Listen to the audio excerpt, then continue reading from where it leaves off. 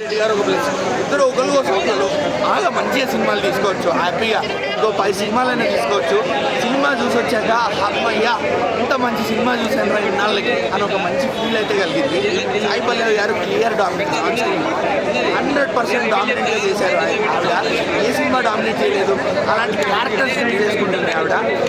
కేవలం commercial elements అనేవి కాకుండా క్యారెక్టర్కి ఇంపార్టెన్స్ ఉండాలి, అలా చూస్ చేసుకుంటారు సాయి పల్లవి గారు. ఇలాంటి సినిమాలో కూడా, ఈ సినిమాలో కూడా అలాంటి క్యారెక్టరే ఉంది.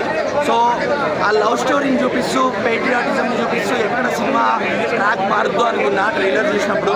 కానీ స్క్రీన్ ప్లేలో చంద్రమోహన్ రెడ్డి గారు మళ్ళీ హ్యాట్స్ ఆఫ్. ఎందుకు అంటే ఒక లవ్ స్టోరీని చూపిస్తూ మీరు దానిలో పేట్రియాటిజంని ఇన్వాల్వ్ చేయాలి అంటే చాలా కష్టం. You did it, top notch ఉంది స్క్రీన్ ప్లే. వీళ్ళిద్దరు లవ్ స్టోరీకి ప్రొఫెషన్ ఎలా అడ్డు వస్తుంది, అలానే ప్రొఫెషన్ వల్ల వీళ్ళు ఎక్కడ వెళ్ళి మనది కాదన్న ప్లేస్లో, మనది కాదన్న కష్టంలో చిక్కుకుంటారు మనకు తెలియకుండానే. ఆ కష్టం నుంచి ఎలా బయటపడ్డారో, అక్కడ ఎన్ని చిత్రహింసలు